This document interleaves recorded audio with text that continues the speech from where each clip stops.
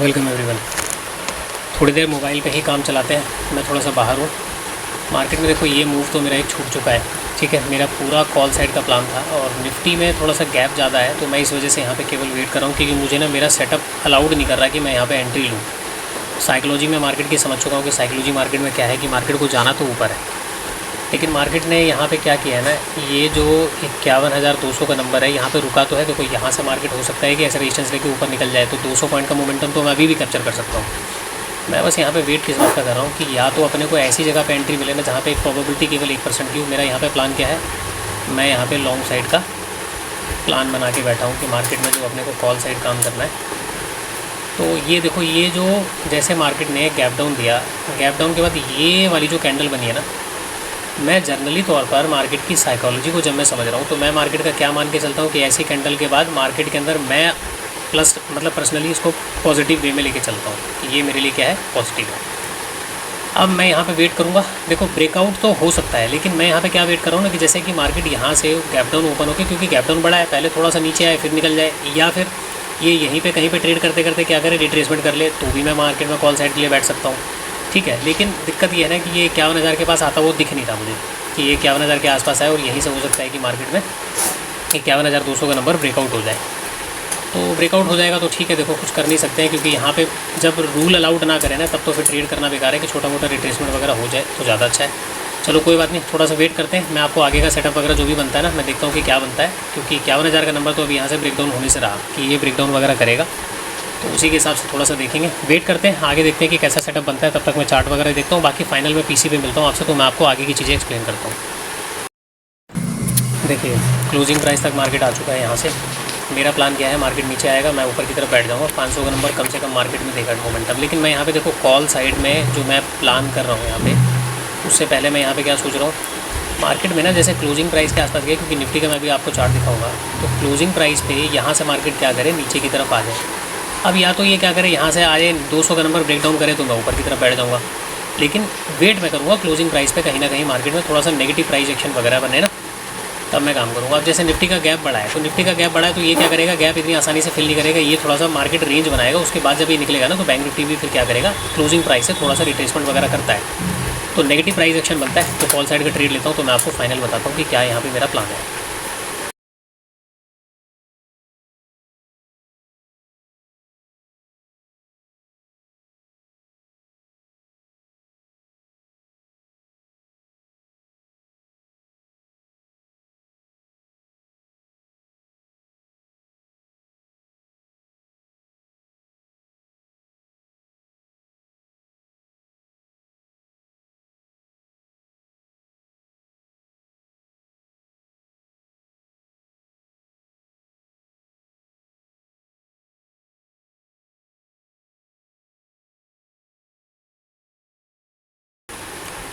दस बज के 1 मिनट हो गए, मैंने काफ़ी देर वेट कर लिया। अब यहाँ पे मैं देखो बस एंट्री मैंने अपनी बनाने वाला हूँ। 51,200 की कॉल मैंने यहाँ पे लगा ली है।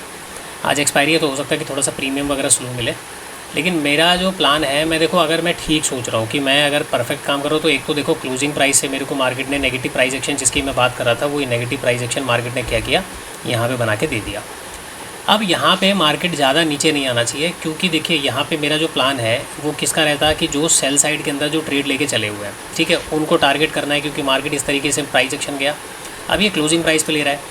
अब इसके साथ साथ सिमिलरिटी, अब देखो जैसे कि मैं आपको अगर 5 मिनट के टाइम फ्रेम पर एक चार्ट दिखाता हूँ, ये चार्ट कैसा बनने की कोशिश हो रहा है, तो मैं उसके क्या करूँगा, अगेंस्ट में काम करूँगा।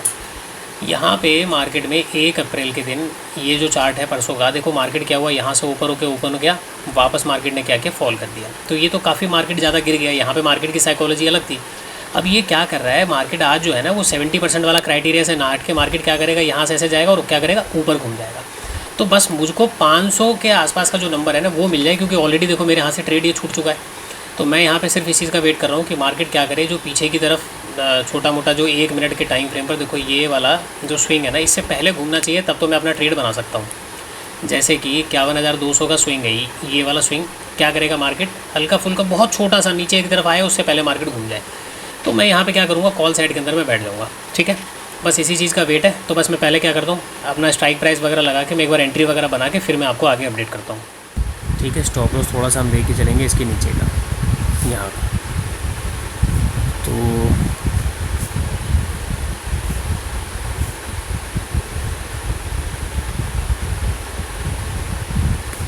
51,500 का हमारा टारगेट होगा, क्योंकि देखो ज़्यादा ना नीचे रिट्रेसमेंट वगैरह करने के लिए आ नहीं पाएगा ये, ठीक है। निफ्टी ने क्योंकि होल्ड किया हुआ है, तो इसको जो भी मोमेंटम वगैरह करना है वो प्रॉपर यहीं से, देखो छोटा मोटा हो सकता है कि मार्केट थोड़ा बहुत नीचे आने की कोशिश करे, लेकिन मैं मान के चलता हूँ कि यहाँ से मार्केट को रिकवर कर जाना चाहिए, ठीक है।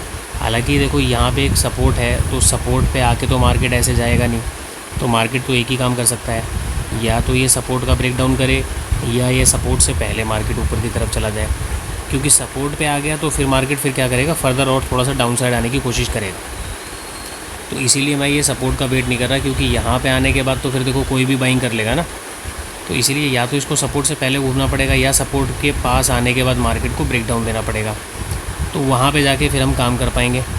तो इसमें पड़ेगा, अब देखो यहाँ पे हम वेट क्यों कर रहे थे, क्योंकि एक इंडेक्स ने क्लोजिंग प्राइस के आसपास आके मोमेंटम किया हुआ है, निफ्टी के अंदर जो गैप है वो ज़्यादा है, तो इस वजह से मैंने इसके क्लोजिंग प्राइस को कंसीडर किया कि यहाँ पे जो गैप है ना वो पूरा फिल हो चुका है, तो ऐसे करके मार्केट मोमेंटम आके फिर ये कंटिन्यू मोमेंटम करेगा, ठीक है। तो ये काफ़ी अच्छा मोमेंटम आज की डेट में कर सकता है अपर साइड में। अब मेन मुद्दा ये है कि देखो एंट्री तो हमने कर ली, अब ये टारगेट कितनी देर में देगा वो देखने वाली बात है, तो ये चीज़ों को देखिए, क्योंकि निफ्टी के अंदर क्या हो रहा है, देखो यहाँ पे आप निफ्टी ने रेंज बना दिया है, ठीक है। यहाँ पे अब ये रेंज के बाहर 280 का एक रेजिस्टेंस है, तो चलो 280 का तो प्रॉपर इसने रेजिस्टेंस लिया हुआ है, तो अभी इसके ऊपर निकलेगा ऐसे करके, तो इसका जो गैप है ना, ये गैप पूरा ये फिल हो सकता है, ठीक है। तो यही गैप वगैरह जो फिल होगा, तो उसके अंदर क्या होगा, जब ये गैप अपने आप को फिल करेगा, तो वहाँ पे प्रॉब्लम सिर्फ इतनी है कि देखो निफ्टी तो गैप फिल कर देगा, लेकिन बैंक निफ्टी का जो है ना मोमेंटम फिर वहाँ पे रुक सकता है, ये प्रॉब्लम है। क्योंकि जनरली ऐसे में मार्केट क्या करता है कि जो पहले ऑलरेडी अपना गैप वगैरह फिल कर चुका है ना, ये तो ये दूसरे इंडेक्स में क्या होगी, अब देखो दोनों में से एक चीज़ होती है, या तो ये निकलता चला जाएगा, निफ्टी क्या करेगा, जो अपना गैप है ना वो फिल नहीं कर पाएगा, और अगर निफ्टी ने अपना गैप फिल कर दिया तो ये फिर ये फर्दर मोमेंटम नहीं करेगा, ये यहीं कहीं पे लटकता हुआ रह जाएगा, तो इसकी संभावना होती है। लेकिन अब देखो इस बार ऐसी चीज़ें पॉसिबल होती हैं या नहीं होती हैं वो देखना पड़ेगा अपने को। हालांकि देखो ट्रेड में एंट्री करने के बाद देखो मोमेंटम तो अपने को दिखा रहा है, लेकिन ये अभी कितना सस्टेन करेगा नहीं करेगा वो देखना पड़ेगा। देखो इसीलिए ना ऐसी जगह पे क्या होता है कि जब मार्केट एक मोमेंटम कर जाता है, वहाँ पे फिर रिट्रेसमेंट देखना बड़ा मुश्किल हो जाता है कि यार हम इस वाले स्विंग का रिट्रेसमेंट देखें, इसका देखें, या मार्केट के अंदर किसी नंबर का ब्रेकडाउन वगैरह देखें, कहाँ देखें, तो वहाँ पे देखो रिस्क आपको लेके चलना पड़ेगा। यहाँ पे जरूर ये देखो रिस्क की ट्रेड तो है, क्या होता है कि कई बार मार्केट ऐसे करके मोमेंटम करके वापस नीचे आएगा, ये वाला स्विंग का ब्रेकडाउन करेगा, तो मार्केट को जाना ऊपर होगा, लेकिन फिर क्या होगा, ये जो मोमेंटम है ना, ये मोमेंटम आपके स्टॉप लॉस को हिट करके चले जाएंगे। तो ये चीज़ को देखो कि यहाँ से मार्केट को डायरेक्टली चल जाना चाहिए। अब गैप डाउन में तो देखो इतना अच्छा अपॉर्चुनिटी था मार्केट के अंदर, हम ये कैप्चर नहीं कर पाए। अब ड्यू टू मैं सिस्टम पे अवेलेबल नहीं हो पाया, तो इस वजह से ये मोमेंटम अपने हाथ से निकल गया, वरना यहाँ पे कल क्लियर था कि मार्केट ने बायर को बिठा के एक बार निकाल चुका है, निकालने के बाद फिर फर्दर मार्केट ऊपर गया। देखो इससे पहले की निशानी आप देखो, यहाँ पे ये वाले चार्ट के अंदर क्या हो रहा है, ये नीचे जो है बेस जो बना है, यहाँ पे बायर आए हुए हैं। मार्केट देखो बहुत पास में ओपन होने के बाद ना इन बायर्स को मार्केट निकाल नहीं पाया, समझ रहे हो, मार्केट इन बायर को निकाल नहीं पाया। यहाँ से भी मार्केट ने ब्रेक, देखो यहाँ से ब्रेक डाउन करके नीचे आया, तब तो मैं समझ गया कि नीचे नहीं आएगा, लेकिन इतने पास में ओपन होने के बाद जब ये बायर को नहीं निकाल पाए, तो एक कन्फर्मेशन तो यहाँ पे मिलता है कि मार्केट में स्ट्रॉन्गनेस है। उसके बाद मार्केट पूरा ऊपर गया, ये वाले मोमेंटम में पीछे के बायर को निकाले, फिर यहाँ से मोमेंटम किया, यहाँ पे बायर वगैरह को निकाले, तो ऑलरेडी बायर वगैरह को मार्केट जो है वो निकाल चुका था। अब निकालने के बाद फिर मार्केट ने लास्ट आवर में यहाँ पे क्या किया, इस तरीके से एक ब्रेकआउट वगैरह किया। तो अब इसमें क्या होता है ना कि देखिए जो ब्रेकआउट वगैरह करने के बाद अगर मार्केट गैप डाउन खुल रहा है, तो आप मान के चलो कि पीछे अगर बायर के स्टॉप लॉस नहीं है, तो मार्केट जो रिकवरी करेगी वो फास्ट रिकवरी करेगी, तो उसमें रिट्रेसमेंट का मौका नहीं मिलेगा। तो कॉल साइड काम करना हो तो आप यहाँ तक काम कर सकते हो कि ये मोमेंटम आप पूरा कैप्चर कर सकते हो। अब वो छूटने के बाद बाकी की फिर क्या होती है प्रॉब्लम, कि आपको फिर वेट करना पड़ेगा कि भाई दोनों इंडेक्स में से कौन क्लोजिंग प्राइस के आसपास जाएगा। जाने के बाद फिर मार्केट वहाँ पे कैसा पैटर्न बनाता है, पैटर्न बनाने के बाद किस तरीके से मोमेंटम करेगा। और यहाँ पे दिक्कत आती है एंट्री की, आप एंट्री यहाँ करोगे कहाँ पे एंट्री करोगे, तो उसमें या तो आपका ट्रेड छूट जाएगा फोमो के चक्कर में, या फिर आप क्या करोगे, फोमो के चक्कर में अगर ट्रेड नहीं छोड़ना तो फिर फोमो के चक्कर में आप गलत एंट्री कर लोगे। तो वहाँ पे वो चीज़ें होती हैं। तो ऐसे में देखो रिस्क आपको लेना पड़ेगा, कहीं ना कहीं तो रिस्क लेना पड़ेगा ना। तो मेरे लिए सबसे बेस्ट जोन यही था, इसलिए मैंने देखो इतना वेट किया कि मैं क्या बोल रहा था कि यार देखो जब तक क्लोजिंग प्राइस से रेजिस्टेंस लेके नीचे नहीं जाएगा ना, तब तक तो बाइंग करना अभी थोड़ा सा बेकार है, क्योंकि छोटा मोटा रिट्रेसमेंट तो मिलना चाहिए ना। अब वो छोटा मोटा रिट्रेसमेंट एक बार यहाँ पे मिला, लेकिन फिर ये सपोर्ट पे आ गया, तो मैं यहाँ पे यही वेट कर रहा था कि देखो डायरेक्टली तो मार्केट ऐसे ऊपर नहीं जाएगा, एक अटैम्प्ट और नीचे की तरफ करेगा। तो ये फाइनल अटैम्प्ट मैंने देख के फिर यहाँ पे एंट्री बनाई, क्योंकि निफ्टी अपने आप को होल्ड कर रहा है। अब ये देखो कितना ऊपर चला जाए नहीं चला जाए वो बात की बात है, क्योंकि मैं थोड़ा सा मान के चल रहा हूँ कि ऊपर 500 का नंबर भी है, तो ऐसे में तो मार्केट को देखो जाना चाहिए। अब ये कितना जा पाता है नहीं जा पाता है, चलो वेट करते हैं यहाँ पे देखो अपने चीज़ों का कि कितना मार्केट काम करता है। और 200 के नीचे है ना, तो देखो 200 के नीचे आने की संभावना भी है मार्केट की। अब ये 200 के नीचे कितना आएगा, इतना आएगा, लेकिन इतना बड़ा स्टॉप लॉस, चलो ठीक है स्टॉप लॉस तो मैनेज कर ही लेंगे, इतना इसमें कोई दिक्कत नहीं है, यहाँ पे इतना बड़ा मैनेज कर लेंगे। लेकिन फिलहाल देखो अभी मार्केट हमारे पक्ष में नहीं है, मतलब पक्ष में है, तो हमें इतना बड़ा सोचने की ज़रूरत नहीं है कि स्टॉप लॉस इतना बड़ा देंगे, क्योंकि अब ये स्विंग के नीचे आएगा तो जाहिर सी बात है कि ये वाला स्विंग तो मार्केट कम से कम सपोर्ट लेगा ही ना। तो यहाँ पे भी स्टॉप लॉस वगैरह अगर हम प्लेस करके चलते हैं तो 35-40 रुपये का देखो 40-45 रुपये का रिस्क तो है ही अपना अभी भी। अब अच्छी बात है कि देखो मोमेंटम कर रहा है, बाकी प्रीमियम देखो प्रीमियम तो ठीक ठाक मिल रहे हैं अपने को, तो मेरे हिसाब से टारगेट मिल जाए तो ज़्यादा बेटर है। एक बार निफ्टी का चार्ट देखेंगे, निफ्टी के चार्ट में क्या हो रहा है। निफ्टी ने भी ब्रेकआउट वगैरह किया हुआ है, तो देखो निफ्टी का थोड़ा सा मेरे को डाउट लग रहा है कि ये गैप फिल वगैरह कर पाएगा कि नहीं कर पाएगा। निफ्टी ने गैप फिल कर दिया और ये फिर रुकना नहीं चाहिए, तो दोनों का अगर मोमेंटम मिल जाए तो ज़्यादा बेटर है। अच्छा आज मैंने ट्रेड यहाँ पे क्यों किया, देखो यार आज पीसी पे ना रिकॉर्डिंग हो नहीं पाई, वरना आज मैं गैप डाउन मार्केट था तो आज अच्छा मौका था कि आज आपको फिर से मैं एक नई लर्निंग दूँ कि हर गैप डाउन को अलग तरीके से मार्केट में कंसीडर करना चाहिए, हर गैप डाउन को अलग तरीके से देखना चाहिए कि मार्केट में कहाँ पे कैसे क्या हो रहा है।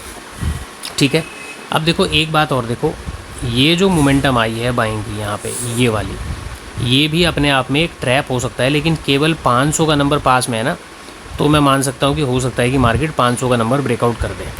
ठीक है, अदरवाइज़ ये भी एक ट्रैप हो सकता है, अगर राउंड नंबर नहीं होता पास में यहाँ पे 500 का नंबर है तो मैं मान के चलता हूँ, उम्मीद इसकी ज़्यादा है कि ये ऊपर की तरफ चल जाए और 500 का नंबर ब्रेकआउट कर दे।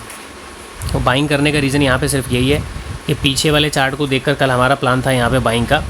ठीक है, लेकिन मार्केट देखो इतना तो मैं मान के चल सकता था कि मार्केट में गैप डाउन तो खुलेगा, लेकिन ये इतना बड़ा गैप डाउन खुलेगा ये उम्मीद नहीं थी। मैं अंदाज़ा लगा के चल रहा था कि जो स्विंग बना हुआ है ना मार्केट में पीछे, ये वाला जो स्विंग है इसके कहीं पे नीचे वगैरह कहीं यहाँ कहीं पे ओपन हो जाएगा और उसके बाद मार्केट सीधा ऊपर की तरफ निकलेगा।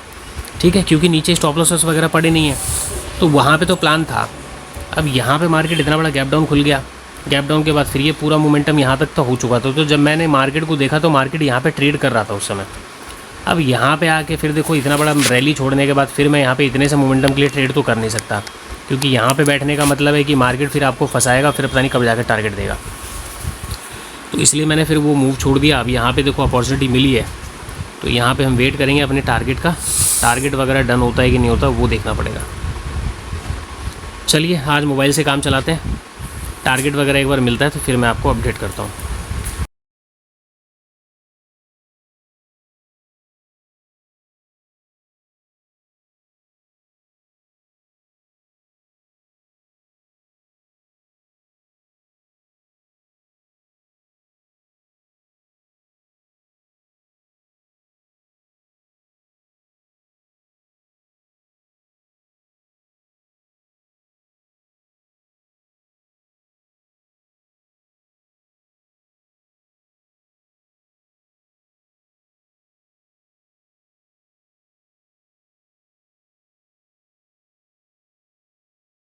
तो फाइनली देखो दोस्तों यहाँ पे हमारा जो टारगेट है वो डन हो चुका है।